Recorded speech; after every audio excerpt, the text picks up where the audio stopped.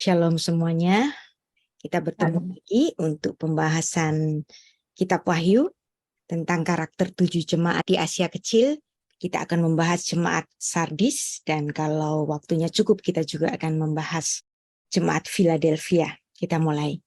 Beshem ha'af vehaben veru hakodes ha Elohim echad. Di dalam nama Bapa dan Putra dan Roh Kudus, Allah yang Esa. Amin. Saya ingatkan lagi bahwa kitab Wahyu tidak melulu bicara tentang akhir zaman. Tetapi dalam kitab Wahyu ada banyak sekali bahasan dasar-dasar teologis sebelum membicarakan akhir zaman. Saya tahu Anda pasti maunya langsung kita loncat ke pasal ke-18 kan? Seperti biasa, saya akan mengajak Anda untuk menikmati keindahan kitab Wahyu yang tidak hanya melulu bicara tentang akhir zaman, tapi banyak sekali bicara tentang hal-hal teologis. Dan kita masuk pada pembahasan jemaat yang kelima, yaitu jemaat di Sardis yang ditulis dalam Wahyu 3 ayat 1-6. Wahyu 3 ayat 1, dan tuliskanlah kepada malaikat jemaat di Sardis, inilah firman Dia yang memiliki ketujuh roh Allah dan ketujuh bintang. Aku tahu segala pekerjaanmu, engkau dikatakan hidup padahal engkau mati. Dan di sini kita sudah belajar pada sesi yang pertama mengenai apa sih itu maksudnya malaikat jemaat. Kita sudah belajar bahwa ini maksudnya itu adalah utusan jemaat. Jadi mal'ah itu tidak selalu bermakna malaikat, tetapi mal'ah itu juga bermakna utusan. Angelo itu tidak hanya bermakna malaikat sorgawi yaitu makhluk roh, bukan, tetapi mal'ah di sini adalah utusan. Apa maksudnya utusan? Jadi pengurus jemaat yang menerima utusan dari Rasul Kristus, yaitu Rasul Yohanes. Dan kita belajar tentang Sardis. Nah, Sardis ini adalah kota di provinsi Romawi di wilayah Asia Kecil, di sebelah barat, dan sekarang ini wilayah itu secara politis menjadi bagian dari Turki. Sardis adalah ibu kota kerajaan kuno Lydia yang merupakan kekuatan asing yang harus dihadapi oleh orang Yunani pada saat itu. Sardis ini kira-kira sekitar 17 kilo dari kota Tiatira. Nah, selain itu, kota Sardis juga memiliki sumber air yang melimpah, sumber daya mineral, terutama pasir emas Bantalan yang legendaris itu. Nah, artinya di sini, Sardis adalah kota yang sangat makmur. Menurut Herodotus, uang koin yang seperti kita kenal hari ini, pertama kali dicetak di kota besar ini, jadi kota Sardis, kota niaga. Kemakmurannya terutama di bawah Kroesus menjadi pameo bagi kemewahannya, kekayaannya, dikatakan sebagian mengalir dari emas yang ditambang di sungai Paetolus yang mengalir lewat kota itu. Dan kota Sardis dilindungi oleh benteng-benteng pada Akropolis di atas sebuah bukit yang tingginya sekitar 500 meter di atas permukaan tanah. Dan di situ ada tebing-tebing curam. Kota besar tetapi dia ada di tebing-tebing yang curam. Nampaknya Sardis direbut dengan memanjat tebing dan menyerbu masuk lewat bagian yang lemah pertahanannya pada waktu malam. Jadi ini cerita tentang sejarah dari kota Sardis itu. Walaupun Sardis merupakan kota niaga dan jalur perdagangan penting yang menyusuri lembah Hermus, namun di bawah kekuasaan Romawi, kota itu tak pernah kembali memperoleh kejayaannya seperti sebelumnya. Kota Sardis ada di dalam catatan dari sejarawan Josephus dan Tacitus. Josephus juga mencatat tentang Gaius Norbanus, seorang gubernur Romawi pada akhir abad pertama sebelum Masehi, menjunjung tinggi hak-hak orang Yahudi di Sardis untuk menjalankan ibadah Yudaisme, termasuk hak untuk menyokong dalam bentuk sumbangan ke Bait Allah di Yerusalem. Nah, ini ada di dalam catatan Josephus dalam Antiquities of the Jew. Demikian juga sejarawan Romawi Tacitus mencatat adanya kota ini yang terkena gempa bumi yang menghancurkan kota itu pada abad ke-17. Jadi di situ ada catatan dari Tacitus mengenai kota ini. Kita teruskan untuk membaca Wahyu 3 ayat 1 tadi, ada hal yang menarik mengenai inilah firman Dia yang memiliki ketujuh roh Allah dan ketujuh bintang itu. Nah, ini menjadi satu pertanyaan bagi kita. Katanya Tuhan itu Esa.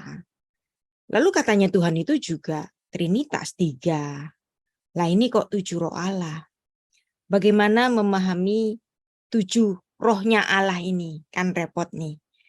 Tuhan itu Esa, Tritunggal, atau 7 nih, gitu kan.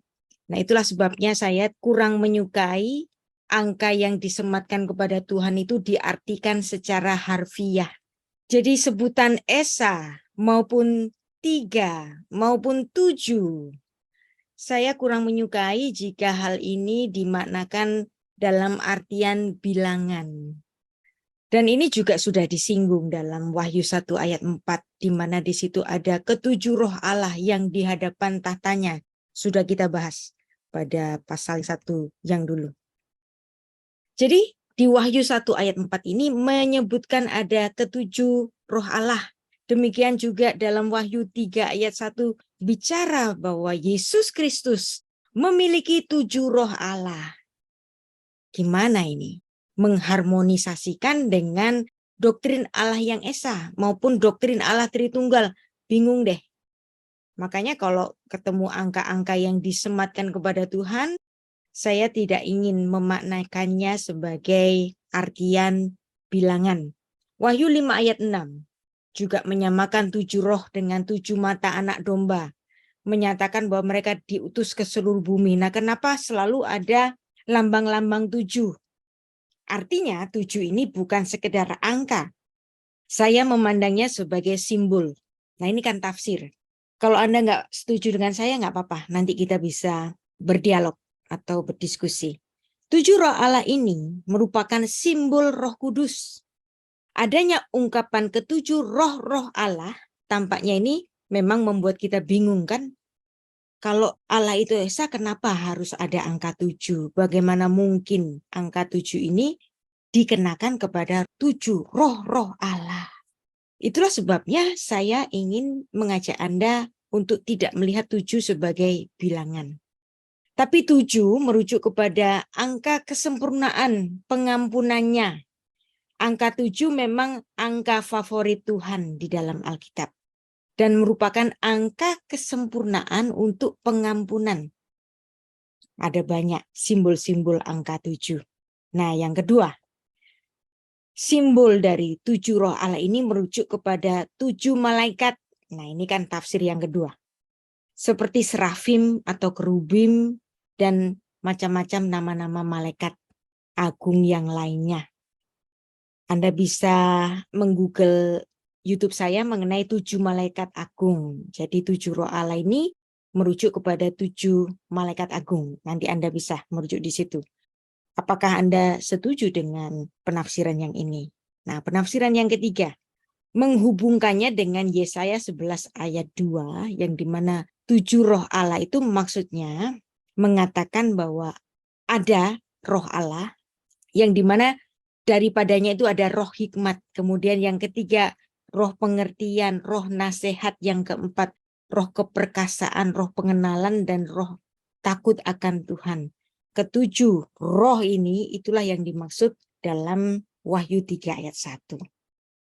Jadi seperti yang ditulis dalam Yesaya 11 ayat 2, roh Allah akan ada padanya, roh hikmat, roh pengertian, roh nasihat, dan keperkasaan, roh pengenalan dan takut akan Tuhan. Dan kalau ini dikaitkan dengan Yesaya 61 ayat 1-3 yang dibacakan oleh Tuhan Yesus, yang Tuhan ucapkan di salah satu sinagog di Nazaret, bahwa roh Allah ada di dalam Yesus. Dan itu yang diucapkannya, dan Tuhan Yesus kemudian mengatakan pada hari engkau mendengarnya ini, nas ini tergenapi. Jadi Anda mau pilih yang mana? Kalau saya memilih bahwa angka 7 itu tidak merujuk kepada angka Namrik. 7 dalam pemahaman orang Yahudi melambangkan perjanjian kekudusan dan pengudusan. Kandil, menorah, lampu menorah itu memiliki 7 lampu. Merupakan tindakan pendamaian, pentahiran juga dilakukan dengan ada 7 percikan. Pengukuhan sabat Yahudi termasuk tahun sabat juga modusnya selalu angka 7. Dalam soal pengampunan, Tuhan Yesus mengangkat suatu permasalahan yang ditulis dalam Kejadian pasal 4, yaitu pengampunan 7 kali yang kemudian dikembangkan oleh Lamek, putranya dari Kain itu menjadi 70 kali. Jadi angka 7 berhubungan dengan sumpah-sumpah yang pertama kali diucapkan Tuhan kepada Kain tentang kesempatannya untuk bertobat. Kejadian 4 ayat 15, Shiv'atayim. Dan itu merupakan sumpah dari Allah. Sumpah dalam bahasa Ibrani itu sheva. Nah, sheva itu juga arti harfiahnya itu 7. Jadi kalau Tuhan bersumpah, artinya Tuhan bertuju. Karena dari kata sheva. Sekarang kita belajar mengenai genealogi pengampunan sumpah. Jadi yang dimana ini adalah sumpah Tuhan yang pertama, Kejadian 4 ayat 15. Firman Tuhan kepadanya, sekali-kali tidak, barang siapa yang membunuh Kain akan dibalaskan kepadanya 7 kali lipat. Kemudian Tuhan menaruh tanda pada Kain supaya ia jangan dibunuh oleh barang siapapun yang bertemu dengan dia. Nah, ini sumpah Tuhan yang pertama. Sumpahnya diberikan kepada Kain tentang kesempatannya bertobat karena dia ketakutan. Karena ada anak-anak dari Adam yang lain mungkin marah gara-gara Kain itu membunuh Habel, kemudian dia takut untuk dibunuh orang-orang itu. Dan Tuhan bersumpah sekali-kali tidak, barang siapa yang membunuh Kain akan dibalasnya kepadanya 7 kali lipat. Shiv'atayim. Shiv'atayim berasal dari kata sheva. Nah, sheva di sini. Kata sheva diucapkan oleh Tuhan, sheva dalam artian sumpah, juga dalam artian kesempatannya untuk bertobat 7 kali dan pengampunan Tuhan itu 7 kali kepada Kain. Kemudian Tuhan memberikan tanda supaya jangan ada orang yang membunuh Kain. Tuhan memberikan jaminannya supaya Kain jangan dibunuh. Nah, ini kan artinya pengampunan. Bahwa dengan dosanya Kain, Tuhan memberikan pengampunan 7 kali lipat. Sheva.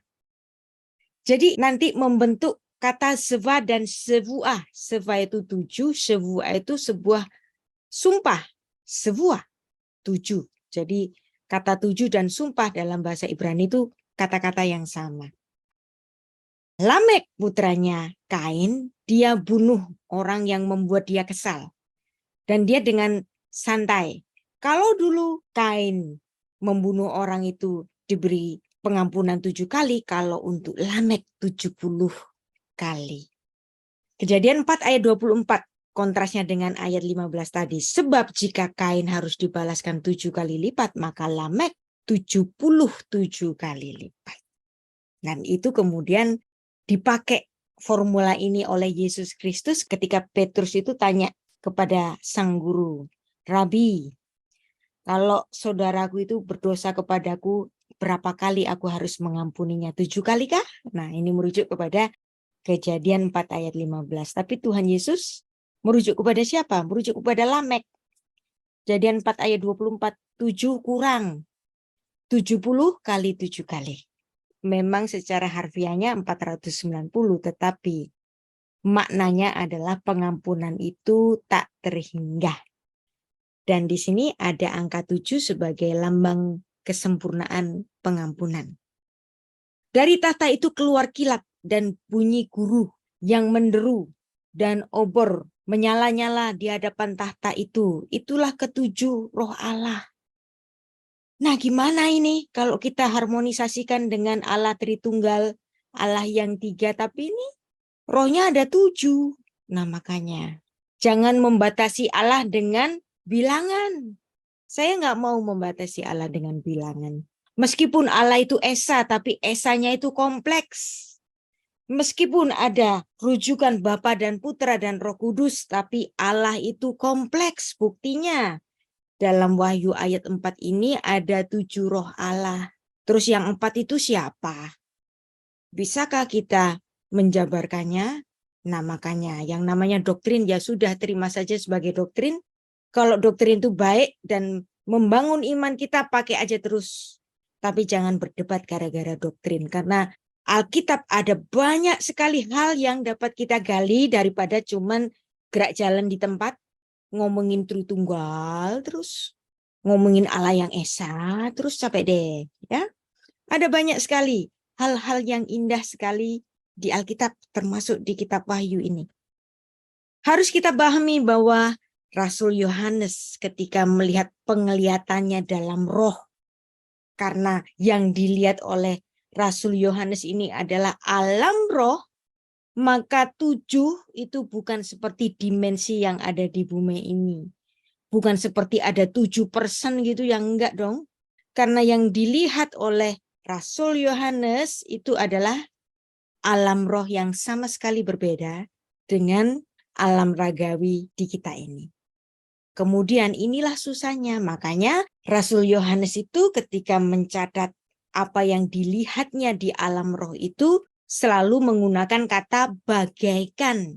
Kalau dia menggunakan kata bagaikan, artinya apa yang dia lihat itu bukan apa yang dia tulis. Karena yang dia tulis adalah bahasa antropomorf, bahasa yang dapat dimengerti oleh indera dan nalarnya manusia. Tetapi yang dia lihat adalah alam roh yang sama sekali berbeda dengan bahasa manusia yang terbatas ini. Maka memahami Wahyu 4 ayat 5 yang dituliskan ketujuh roh Allah, maka konsep tentang 7 roh Allah pastilah mengacu kepada kesempurnaan dan kepenuhan dari semua kegiatan roh Allah. Nah, dan dapat kita bandingkan dengan Wahyu 5 ayat 6. Maka aku melihat di tengah-tengah tahta dan keempat makhluk itu, di tengah-tengah tua-tua itu berdiri seekor anak domba seperti telah disembelih, bertanduk 7, bermata 7. Itulah roh Allah yang diutus ke seluruh bumi. Nah, maka 7 ini karena yang dilihat adalah roh dan Rasul Yohanes menulis dalam nalarnya manusia, ini semua adalah pengandaian saja.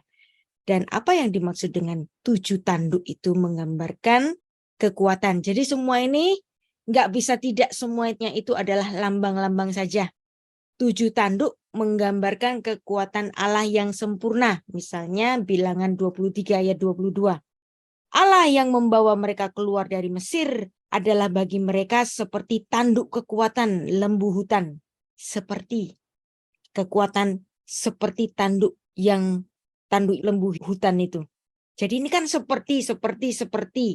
Nah, kalau seperti bukan entitas dari Allah itu sendiri, keterbatasan bahasa manusia, maka menambahkan kata seperti atau bagaikan. Mazmur 18 ayat 3. Ya Tuhan, bukit batuku, kubu pertahananku, dan penyelamatanku, Allahku gunung batuku. Maka aku berlindung perisaiku, tanduk keselamatanku, kota bentengku. Jadi di sini ada kata tanduk lagi. Dan Tuhan itu disebut sebagai suri, gunung batuku, sur. Emangnya orang Israel itu menyembah gunung apa? Kan enggak. Nah, ini kan semua perlambangan. Mazmur 89 ayat 18. Sebab engkaulah kemuliaan kekuatan mereka dan karena engkau berkenan tanduk kami meninggi. Jadi semua ini adalah lambang-lambang saja. Tanduk juga merupakan lambang kemuliaan seperti yang ditulis dalam Zakaria 1 ayat 18-19. Dan 7 mata melambangkan kemahatauan Allah. Kesempurnaan kemahatauan Allah digambarkan dengan 7 mata. Seperti yang ditulis dalam Zakaria 4 ayat 10. Jadi perhatikan, selalu ada rujukannya dalam Perjanjian Lama. Artinya di sini, Rasul Yohanes sebagai pembelajar tanah Ibrani itu juga mengkaitkan dengan apa yang dia pelajari dalam firman Tuhan yang sudah tertulis di dalam tanah Ibrani itu. Maka 7 tanduk, 7 mata semuanya melambangkan, semua lambang ya, kekuatan dan kemahatauan Allah. Dengan demikian karya Kristus di dalam Roh Kudus sempurna. Anak domba yang telah disembelih itu memiliki ketujuh roh Allah yang diutus ke seluruh bumi. Bandingkan dengan Yohanes 16 ayat 7-8. Namun benar yang kukatakan ini kepadamu adalah lebih berguna bagi kamu, bagi kalian jika aku pergi. Sebab jikalau aku tidak pergi, penghibur itu tidak akan datang kepada kalian, tetapi jikalau aku pergi, aku mengutus dia kepada kalian. Dan kalau ia datang, ia akan menginsafkan dunia akan dosa, kebenaran, dan penghakiman. Nah, jadi ini Roh Kudus, itulah yang datang setelah Tuhan Yesus naik ke surga. Jadi demikianlah Roh Kudus itu juga diutus oleh Yesus Kristus. Inilah yang membuat perdebatan pada tahun 1056 tentang skisma besar yang dimana doktrin Trinitas itu menjadi terpecah. Kalau yang ortodok itu mengatakan bahwa Sang Anak dan Roh Kudus itu keluar dari Bapa. Tapi kemudian yang Katolik Roma itu mengatakan bahwa Roh Kudus pun keluar dari Sang Putra. Di mana dasarnya? Di Yohanes 16 ayat 7-8 ini. Nah, perbedaan Trinitas sejak abad keempat itu kemudian menjadi semakin runcing. Pada tahun 1056 terjadi skisma besar. Gara-gara satu kata saja, filike. Makanya jangan mengikat Tuhan dalam bilangan. Kalau Anda semua mengikat Tuhan dalam bilangan, pasti nantinya berantem. Ya sudah, bilangan-bilangan yang dilekatkan kepada Tuhan semuanya adalah lambang. Kalaupun Anda menganggap tidak lambang ya nggak apa-apa, tapi nggak usah berantem gara-gara angka. Ya. Jika kita rujuk kembali pada Wahyu 5 ayat 6, artinya karya Roh Kudus, penghibur yang diutus Yesus, keluar dari Yesus, diutus oleh Yesus. Digambarkan sebagai karya yang sempurna dengan bahasa kiasan ketujuh roh-roh Allah. Jadi 7 roh Allah ini bagaimanapun adalah bahasa kiasan dari keterbatasan bahasa manusia.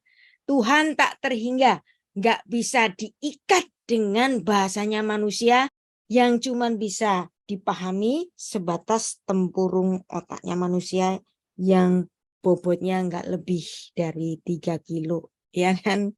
Sebutan ketujuh roh-roh Allah dengan demikian diidentifikasikan sebagai roh Allah sendiri.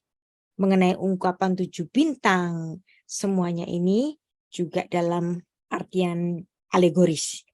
Baik, kita teruskan. Dikatakan bahwa jemaat Sardis ini mati. Apa yang dimaksud mati? Ini pun perlambangan. Dan tuliskanlah kepada utusan jemaat di Sardis, inilah firman Dia yang memiliki ketujuh roh Allah, ketujuh bintang itu. Aku tahu segala pekerjaanmu, engkau dikatakan hidup padahal engkau mati. Apa sih yang dimaksudkan mati ini? Sebelumnya kita baca dulu ayat 2. Bangunlah dan kuatkanlah apa yang masih tinggal, yang sudah hampir mati. Tadi katanya mati, di sini disebut hampir mati. Sekarat gitu maksudnya kali ya. Sebab tidak satu pun dari pekerjaanmu aku dapati sempurna di hadapan Allahku. Di sini Tuhan Yesus menyebut Allahku. Nah, kalau Tuhan Yesus nyebut ada Allahku, berarti Tuhan Yesus punya Allah dong. Jadi apa yang dimaksud dengan Allah ini? Tentu saja secara kontekstual, Allah yang di sini merujuk kepada Bapa, ya. Bapanya Yesus. Yesus memang Allah. Tentu saja kita meyakini itu kan. Tapi Yesus sendiri menyebut dia punya Allah. Jadi apa yang dimaksud Allah di sini? Ini tentu saja merujuk kepada Bapa. Bagaimanapun Tuhan Yesus itu ada di sorga. Ternyata di sorga itu masih ada hierarki. Ya. Di atasnya Yesus ada Allah. Siapa yang dimaksud Allah ini? Tentu saja Sang Bapa. Ayat 3, karena itu ingatlah bagaimana engkau telah menerima dan mendengarnya, turutilah itu dan bertobatlah. Karena jikalau engkau tidak berjaga-jaga, aku akan datang seperti pencuri. Dan engkau tidak tahu pada waktu manakah aku tiba-tiba datang kepadamu. Nah, apa yang dimaksud dengan datang tiba-tiba sebagai pencuri? Ya bisa saja ini adalah akhir hidup kita masing-masing, ya. Yang kita nggak tahu kapan kita mati. Tapi kita yang pasti adalah orang-orang yang antre untuk mati. Tuhan Yesus menyatakan tegurannya yang keras kepada jemaat Sardis ini, engkau dikatakan hidup padahal engkau mati, dan bahkan juga dalam ayat 2 disebutkan hampir mati.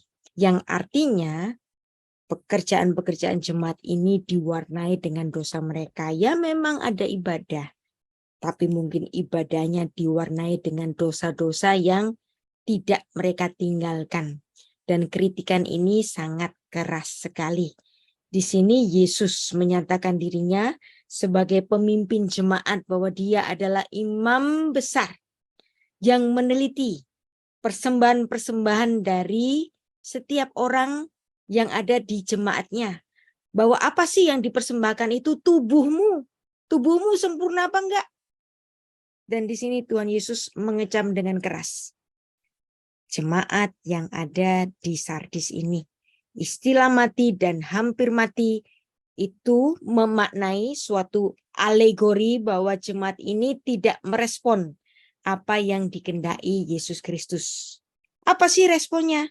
Tentu saja Yesus Kristus pernah mengajar kepada kita semua, hendaklah kalian sempurna karena Bapamu sempurna. Nah, kesempurnaan hidup ini nggak digubris oleh jemaat ini. Sehingga Tuhan Yesus menegurnya, kamu itu mati atau hampir mati. Engkau dikatakan hidup padahal engkau mati. Tuhan Yesus sedang menilai perbuatan mereka. Tidak satu pun aku dapati sempurna. Tidak lengkap kalau beribadah. Beribadahnya separuh-separuh hati. Dan kritikan yang keras ini tentu saja merujuk kepada perilaku orang-orang jemaat di Sardis untuk mempersembahkan tubuhnya sebagai persembahan yang hidup.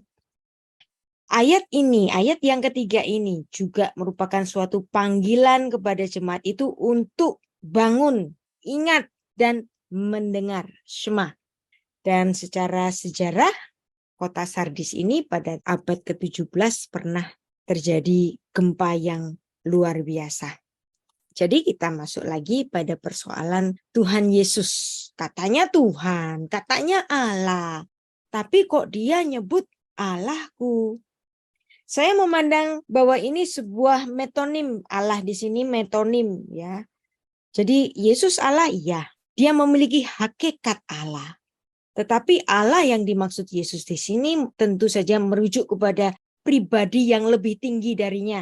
Karena bagaimanapun di sorga tetap ada hierarki. Yang dimana Bapa adalah Adon Olam, penguasa semesta. Ya, Melek Haolam itu nggak pernah berubah. Jadi kepalanya Kristus ialah Allah, Elohai bahkan. Tuhan Yesus menyebutnya sebagai Elohai, Allahku. Dan ini bisa kita bandingkan dengan Kisah Para Rasul 5 ayat 31. Dia yang maksudnya itu Yesus yang telah ditinggikan oleh Allah. Loh, siapa ini Allah? Emangnya Yesus bukan Allah? Nah, Allah di sini tentu saja maksudnya Bapa secara kontekstual. Allah sendiri dengan tangan kanannya menjadi pemimpin dan juru selamat supaya Israel dapat bertobat dan menerima pengampunan.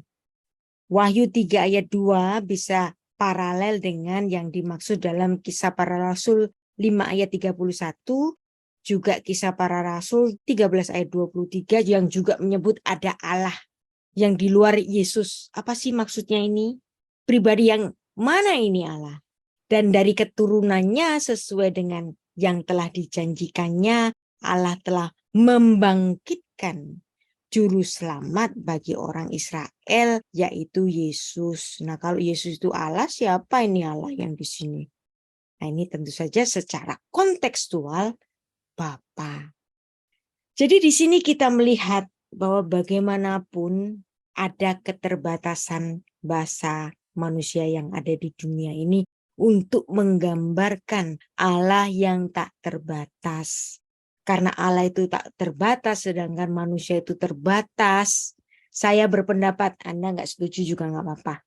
Kalaupun kita, ya manusia ini yang terbatas ini, kemudian salah paham terhadap hakikat Tuhan. Kira-kira Tuhannya marah apa enggak sih? Buat saya, Tuhan tidak akan marah kalaupun kita salah paham.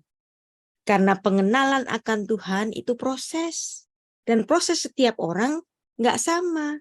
Penalaran si A dan penalaran si B itu bisa berbeda.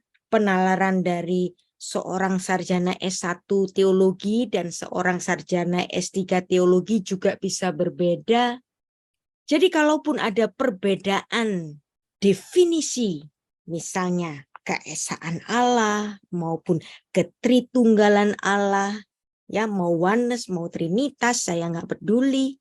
Semuanya merujuk kepada proses pengenalan akan Allah. Kalaupun proses pengenalan akan Allahnya itu masih di dalam level yang tidak sama dengan seorang dokter, ini kan orang awam. Masa harus disamakan dengan definisinya seorang dokter teologi? Ya kan? Pasti definisinya berbeda kan? Apa lantas seorang dokter teologi itu harus memarah-marahi orang awam ini? Kan nggak perlu, ya kan? Bahkan di antara para dokter sendiri, rumusannya tentang Tuhan bisa berbeda-beda kan? Nah semua Tuhan menyapa dengan proses keimanannya masing-masing secara pribadi yang nggak sama satu sama lain, nggak seragam. Apa yang saya maksud tadi? Memang ada hierarki. Baik ketika Yesus di bumi maupun ketika Yesus sudah berada di sorga. Seperti yang dinyatakan oleh Rasul Paulus, Rabi Saul, 1 Korintus 11 ayat 3. Tetapi aku mau supaya kamu mengetahui hal ini, yaitu kepala dari tiap-tiap laki-laki ialah Kristus. Kepala dari perempuan ialah laki-laki dan kepala dari Kristus ialah Allah. Jadi di sini ada hierarki. Maka kalau dalam Wahyu 3 ayat 2 tadi Tuhan Yesus menyebut Allahku, jadi artinya di sini hierarki tetap ada. Ketundukan Yesus kepada Bapa tetap ada. Jadi ada hierarki. Apa yang ditampakkan di bumi ini adalah gambaran apa yang ada di surga.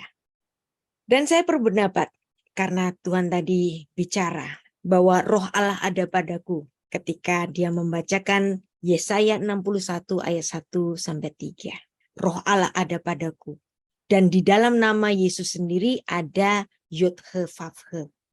Maka Yesus Kristus adalah Yod-He-Vav-He di dalam daging. Tuhan Yesus menampakkan Bapa yang tidak kelihatan kepada manusia yang terbatas ini. Nah, apakah di sorga nanti juga begitu? We don't know.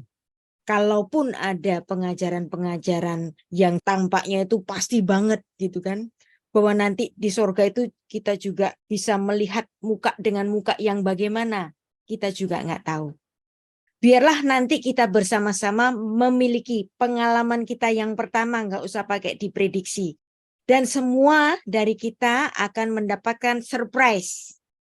Bagaimanakah wajah Allah kita? Dan wajah dari Bapa itu ditampakkan kepada kita, yaitu Dia yang adalah Yod-He-Vav-He di dalam daging. Jadi persoalan istilah Allahku dalam Wahyu 3 ayat 2 dan 12 nanti ya. Yesus Kristus adalah Allah yang datang ke bumi sebagai manusia. Memang ada banyak ayat-ayat yang menyatakan kemanusiawian Yesus, tetapi juga ada banyak sekali ayat-ayat yang menyatakan kealahan Yesus. Misalnya, Allah tidak pernah berubah. Di dalam perjanjian lama diberikan kepada Yod-He-Vav-He, bahwasanya aku, Yod-He-Vav-He, Hashem, Adonai, Tuhan, Tuhan besar-besar ini, ya, tidak pernah berubah. Dan kamu Bani Yakub tidak akan lenyap. Dan menariknya dalam kitab Ibrani 13 ayat 8 menyatakan bahwa Yesus itu tidak berubah.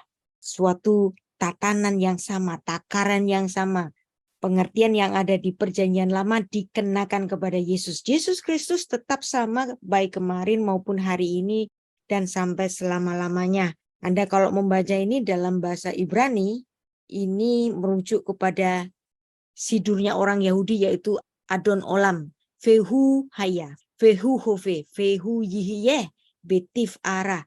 Pujian Adon Olam itu diberikan kepada Adonai saja, tetapi Ibrani 13 ayat 8 ini merujuk kepada Yesus Kristus. Maka Yesus Kristus adalah Yod-He-Vav-He di dalam daging. Allah adalah firman, Yohanes 1 ayat 1. Kemudian Yohanes 1 ayat 14. Yesus adalah sang firman itu. Karena Yohanes 1 ayat 14 menyatakan firman itu telah menjadi manusia. Allah menciptakan segala sesuatu. Yesaya 44 ayat 24. Dan di sini sang firman yang menjadi daging itu dipuji oleh Rasul Yohanes dalam Yohanes 1 ayat 3. Segala sesuatu dijadikan oleh dia dan tanpa dia tidak ada sesuatu pun yang telah jadi dari segala yang dijadikan. Dan ini menarik juga. Yesaya 43 ayat 11. Anochi, Anochi Adonai. Ve'en mi baladai Mosia. Akulah Tuhan, tidak ada juru selamat selain daripadaku. Di sini dalam Lukas 2 ayat 11, malaikat itu menyatakan kepada manusia, hari ini telah datang bagimu juru selamat. Nah, kalau juru selamat itu satu-satunya adalah Yod-He-Vav-He saja, berarti di sini Yesus Kristus menyatakan penyelamatan Allah itu di dalam dirinya. Maka kalau saya memandang Yesus Kristus adalah Yod-He-Vav-He di dalam daging, karena memang roh Allah itu menyemat di dalam dia, dan ada banyak karakteristik dari Yod-He-Vav-He itu ada di dalam Yesus. Dan Yesus adalah satu-satunya juru selamat, dan sumber keselamatannya itu tentu saja dari Bapa. Karena bagaimanapun hierarki itu tidak pernah berhenti.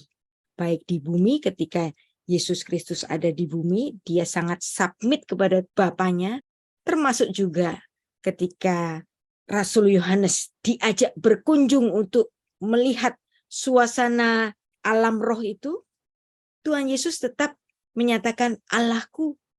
Artinya ada hierarki. Yang dimana Allahku yang dimaksud oleh Yesus adalah Bapanya sendiri. Jadi Yesus adalah satu-satunya juru selamat, tidak ada yang lain. Yang sumber keselamatannya tentu saja dari Bapa. Allah adalah yang awal dan yang akhir. Yesaya 41 ayat 4. Dan kita sudah mempelajari di sesi awal-awal dari bahasan kitab Wahyu ini, yang dimana Tuhan Yesus bersabda bahwa aku adalah yang awal dan yang akhir. Wahyu 1 ayat 17. Dan kalau Anda membaca Wahyu 1 ayat 18, aku yang telah mati dan sudah bangkit. Berarti jelas di sini yang menyatakan adalah Yesus Kristus. Dan Yesus Kristus juga dengan sangat percaya diri di hadapan muridnya, yaitu Rasul Yohanes, dia mengatakan aku adalah yang awal dan yang akhir. Allah mengampuni dosa, hanya Allah saja yang mengampuni dosa. Tapi dalam pelayanannya di bumi, Tuhan Yesus juga menyatakan otoritasnya untuk mengampuni dosa. Markus 2 ayat 5. Ketika Yesus melihat mereka, berkatalah ia kepada orang lumpuh itu, hai anakku, dosamu sudah diampuni. Allah adalah penebus, Yesus sang penebus. Allah adalah satu, Shema Israel. Tuhan Yesus mengatakan, aku dan Bapa adalah satu. Nah, jadi Tuhan itu gimana? Trinitas atau oneness? Kalau Yohanes 10 ayat 30 ini bisa oneness nih. Berantem deh antara yang Trinitas dengan oneness itu. Saya nggak mau Anda berantem, ya. Silahkan meyakini Allah dengan proses Anda masing-masing. Nggak usah takut. Nggak usah terprovokasi dengan doktrin-doktrin tertentu yang mungkin rumit dan Anda nggak ngerti. Kalau Anda nggak ngerti, nggak apa-apa. Ya, Tuhan pasti maklum. Nggak usah terprovokasi dengan rumusan-rumusan tertentu. Biarlah Anda berjalan dengan proses keimanan Anda masing-masing. Karakter Allah itu kudus. Dan Tuhan Yesus itu kudus. Tuhan Yesus bahkan pernah menyatakan, adakah di antara kalian yang dapat membuktikan aku berdosa? Jadi memang Yesus itu kudus. Hanya Allah yang patut disembah, tetapi Yesus juga menerima penyembahan. Ya, ada banyak sekali catatan-catatan bahwa Yesus juga menerima penyembahan. Mesias adalah Allah. Kenapa harus saya katakan demikian? Karena semua gelar-gelar yang disematkan kepada anak yang lahir itu adalah gelar-gelar bagi Allah sendiri. Sebab seorang anak telah lahir untuk kita, seorang putra telah diberikan untuk kita. Lambang pemerintahan ada di atas bahunya. Pemerintah alam semesta ini ya jelas Tuhan lah. Dan itu dikenakan kepada anak yang lahir yang dikandung oleh Maria itu dalam nubuat Yesaya 9 ayat 5 atau 6. Dan dia adalah penasihat ajaib, Allah yang perkasa, Bapa yang kekal, Raja damai. Dan Yesus itu Sang Mesias itu, Sang Mesias yang dijanjikan itu. Allah itu kekal dan Yesus itu juga kekal. Buktinya apa? Nubuat yang disematkan kepadanya. Tetapi engkau, hai Bethlehem Efrata, hai yang terkecil di antara kaum-kaum Yehuda, daripadamu akan bangkit bagiku seorang yang akan memerintah Israel yang permulaannya sudah ada sejak purbakala, sejak dahulu kala. Nah, pemerintahan yang gimana nih? Pasti pemerintahan sebelum adanya penciptaan itu kan? Jadi di sini anak yang lahir di Bethlehem Efrata itu adalah inkarnasi dari Allah. Kemuliaan hanya milik Allah, Yesus memiliki kemuliaan. Allah Sang Penyembuh, Yesus Sang Penyembuh. Matius 8 ayat 6. Allah adalah hakim, Mazmur 94 ayat 1 sampai 2. Dan kemudian Yohanes 5 ayat 22, Yesus dinyatakan sebagai hakim. Bapa tidak menghakimi siapapun, melainkan telah menyerahkan penghakiman itu seluruhnya kepada Sang Putra, anak. Maka supaya kita jangan kena penghukuman, maka baik-baikilah Sang Hakim itu. Di dalam Allah ada hidup, di dalam Yesus ada hidup. Yohanes 5 ayat 26 dikontraskan dengan Yohanes 1 ayat 4.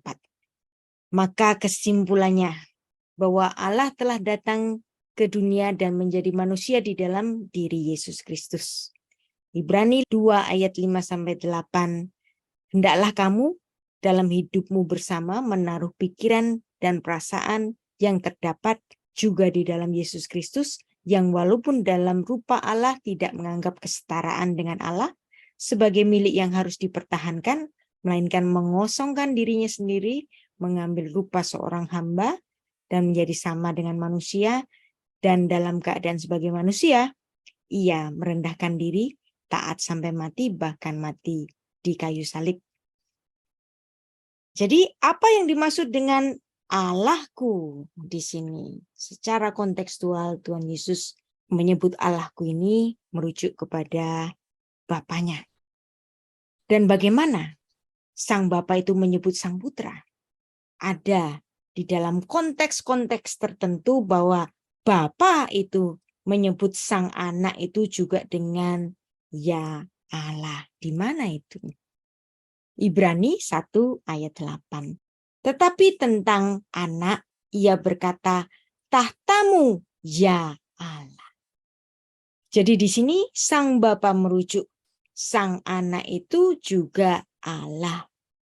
Velaben omer kise aha Elohim olam faet shevet mishor shevet malchutecha. Jadi tentang anak ia berkata tahtamu. Hai Allah, gitu, Elohim gitu ya. Anak juga disebut Elohim oleh Bapa, tetapi untuk seterusnya dan selamanya, dan tongkat kerajaanmu adalah tongkat kebenaran. Itulah sebabnya kata Elohim itu disebut dalam plural, Karena keesaan Allah itu bukan esa yang tunggal seperti seonggok batu, bukan, tetapi esanya Allah itu adalah kesatuan yang kompleks, jamak keagungan yang tidak dapat kita bayangkan untuk mendefinisikannya. Nah, di sini ada lambang Trinitas juga kan, ada Sang Putra Yesus Kristus. Nah, di sini ada lambang Roh Kudus yaitu burung merpati, dan di sini ada Bapa. Gambaran ini dari ritus Katolik Roma itu juga menunjukkan ada hierarki yang dimana sang anak itu bagaimanapun tetap submit kepada bapaknya kan. Apa yang ditulis dalam Ibrani 1 ayat 8 sebenarnya sama. Ibrani 1 ayat 8 itu mengutip dari Mazmur 45 ayat 7. Tahtamu. Nah, di sini terjemahnya kurang cocok. Tahtamu, ya Allah, tetap untuk seterusnya dan selamanya, dan tongkat kerajaanmu adalah tongkat kebenaran. Kisah Elohim, ya, jadi bukan kepunyaan Allah, di sini tidak ada kata kepunyaan, tetapi tahtamu, hai Elohim. Jadi Bapa merujuk kepada Sang Putra itu juga disebut sebagai Elohim. Bagaimanapun masih ada hierarki. Elohim di dalam surga. Elohim berdiri di hadapan sidang ilahi, ada divine council. Ada orang Kristen itu yang marah-marah pokoknya setiap kali mendengar ada kata-kata divine council. Tapi sebenarnya divine council itu nggak bisa ditolak. Buktinya ada tua-tua yang dilihat oleh Rasul Yohanes kan. Nanti ke depan nanti kita akan banyak bicara mengenai divine council yang juga ada di dalam penglihatan dari Rasul Yohanes. Di dalam Perjanjian Lama ada banyak sekali bukti-bukti mengenai divine council. Mazmur 82 ayat 1 dan 6 menuliskan Allah dalam sidang ilahi. Mazmur Asaf, Allah berdiri di dalam sidang ilahi di antara para Allah. Elohim juga bisa disebut sebagai hakim-hakim, juga bisa dirujuk sebagai para malaikat. Ia menghakimi. Nah, jadi di sini para Allah di sini bahasa Ibrani-nya ya sama, Elohim. Elohim maksudnya siapa di sini? Bapa. Tapi siapakah Elohim yang di sini? Artinya di situ adalah para peserta dari sidang itu. Dia berdiri di hadapan pertemuan suatu kongregasi Allah-Allah. Nah, siapa Allah-Allah ini? Para hakim dan para malaikat-malaikat. Juga yang ditulis dalam Ulangan 10 ayat 17. Sebab Tuhan Allahmu lah Allah segala Allah-Allah, Tuhan dari segala Tuhan, Allah yang besar dan kuat dan dahsyat. Apakah yang dimaksud Tuhan Allah dari segala Allah-Allah ini? Apakah Ulangan ini merujuk kepada misalnya patung-patung dewa-dewanya orang-orang Kanaan ini? Tentu tidak dong. Enggak. Artinya di sini Tuhan bersama dewan musyawarahnya. Ini nggak bisa tidak. Tidak mungkin Ulangan 10 ayat 17 itu merujuk kepada dewa Dagon, dewa Baal, enggak dong. Atau Dewi Asyera, bukan. Yang dimaksud Tuhan Yod-Heh-Vav-Heh ini adalah yang tertinggi di antara para Allah. Jadi di sorga nanti pun ada hierarki Elohim di sorga. Bagi orang-orang yang dikenannya, kita akan bersama-sama memerintah di sorga. Tapi tentu saja ada syaratnya. Apa sih syaratnya? Yaitu kesempurnaan untuk hidup. Dan selama kita hidup, walaupun kita sudah ditebus, tetapi ada tugas yang harus kita laksanakan, yaitu hidup terus-menerus untuk hidup seperti Kristus yang menjadi teladan bagi kita. Jadi memang ada hierarki Elohim di surga. Mazmur 8 ayat 6. Di sini ya. namun engkau telah membuatnya hampir seperti Elohim. Nah, siapa sih Elohim ini? King James menerjemahkannya dengan little lower than the angel. Nah, Elohim di sini oleh King James diterjemahkan dengan malaikat. Jadi malaikat juga disebut dengan Allah. Wow. NIV menerjemahkan Elohim itu dengan apa? A little lower than the heavenly being. Artinya makhluk sorgawi itu juga dirujuk sebagai Elohim, berarti ada banyak Elohim di sorga. Tapi ketika Tuhan Yesus menyebutkan Allahku dalam Wahyu 3 ayat 1 dan 2 tadi, tentu saja secara kontekstual tidak merujuk kepada malaikat yang lain dong, tetapi kepada Bapa.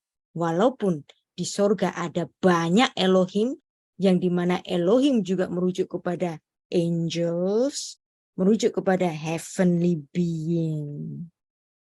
Terjemahan Kabat dari kalangan Yahudi Rabinik yang imannya beda dengan kita. Elohim di sini pun diterjemahkan dengan the angels. Wow, rumit ya memahami tentang Allah. Bapa itu ya Allah, Yesus ya Allah, malaikat ya Allah. Demikianlah hierarki Elohim di surga. Tuhan adalah Allah dari semua Elohim.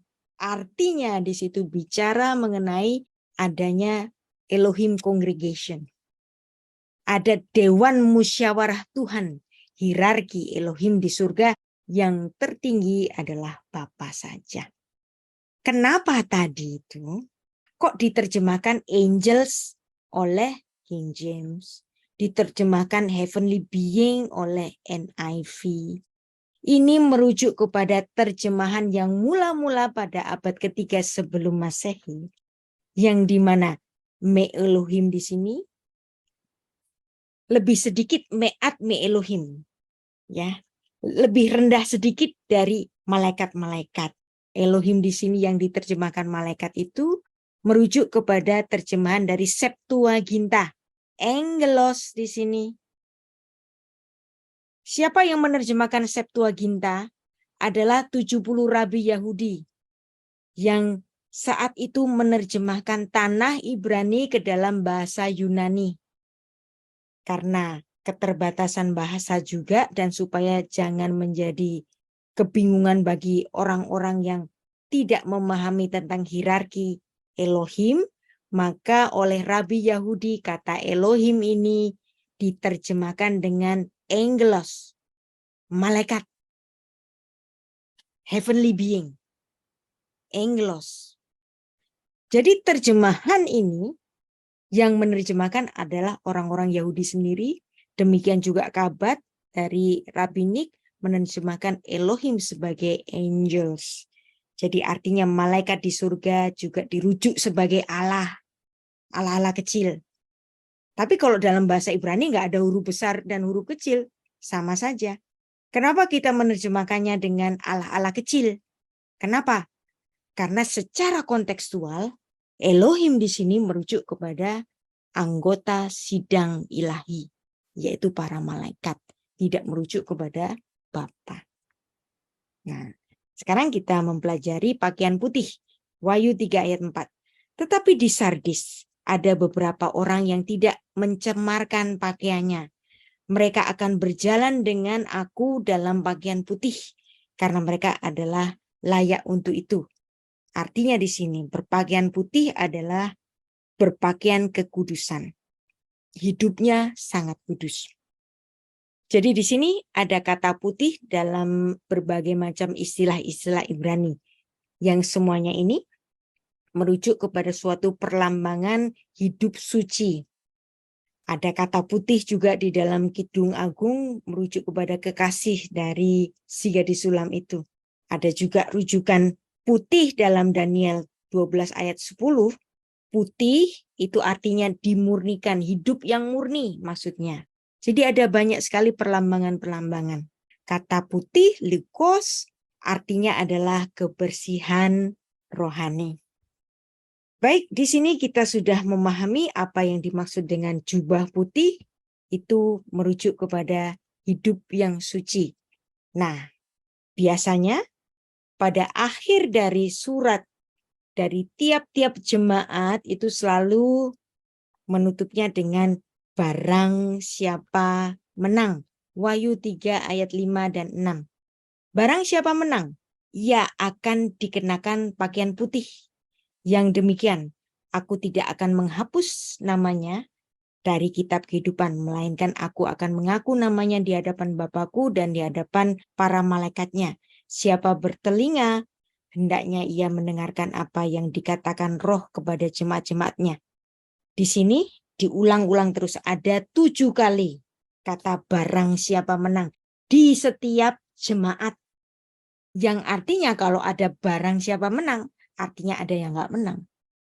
Nah, dari situ maka setiap jemaat Tuhan harus berlomba-lomba untuk hidup suci. Jadi kalau ada ajaran untuk hidup suci, selalu berusaha sempurna, menjauhi kejahatan, artinya itu adalah perjuangan. Dan apabila ada syarat barang siapa menang, bahkan ini diterapkan kepada seluruh jemaat, artinya Wahyu 3 ayat 5 tidak cocok dengan doktrin abad ke-16 yaitu OSAS. One safe, always safe. Ya, sekali selamat, tetap selamat. Saya pernah membuka kelas tentang OSAS, sekali selamat, tetap selamat. Apakah ini bisa diterima sebenarnya? Ya silakan kalau mau ikut doktrin abad 16 yang jauh dari Rasul Kristus. Tetapi semua para rasul bicara tentang kemungkinan tidak selamat juga bagi orang-orang yang imannya kendor atau bahkan murtad. Bisa orang yang awalnya mengikut Kristus kemudian di tengah jalan dia keluar dari kapal itu. Nah, kalau keluar dari kapal yang dinakodai oleh Yesus, maka matilah dia. Selama seseorang itu terus-menerus ada di dalam kapal yang dinakodai Kristus, maka selama-lamanya dia akan selamat. Ya, jadi ada barang siapa menang merujuk kepada suatu perjuangan iman. Bahkan Tuhan Yesus juga sudah memberikan warning. Bukan setiap orang yang berseru-seru padaku Tuhan, Tuhan, Tuhan akan masuk ke dalam kerajaan surga. Yang artinya bisa nanti pada saatnya Tuhan mengenal aku, nggak kenal kamu. Nyahlah kamu. Wow. Maka kita harus senantiasa untuk menang. Dan pencapaian kemenangan ini sampai pada garis akhir. Dan ayat ini seringkali kita baca kalau biasanya kita lagi maesong, ya, lagi melayat. 2 Timotius 4 ayat 7-8, aku telah mengakhiri pertandingan yang baik, aku telah mencapai garis akhir, aku telah memelihara iman, sekarang tersedia bagiku mahkota kebenaran.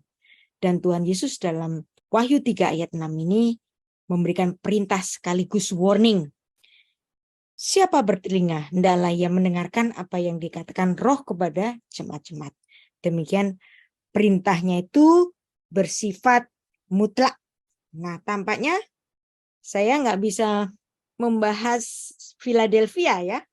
Saya sudah ngomong 1 jam lebih nih. Mungkin kita bisa lanjutkan pada pertemuan mendatang. Kita masuk ke tanya jawab saja, Ibu Anita, Pak Alex.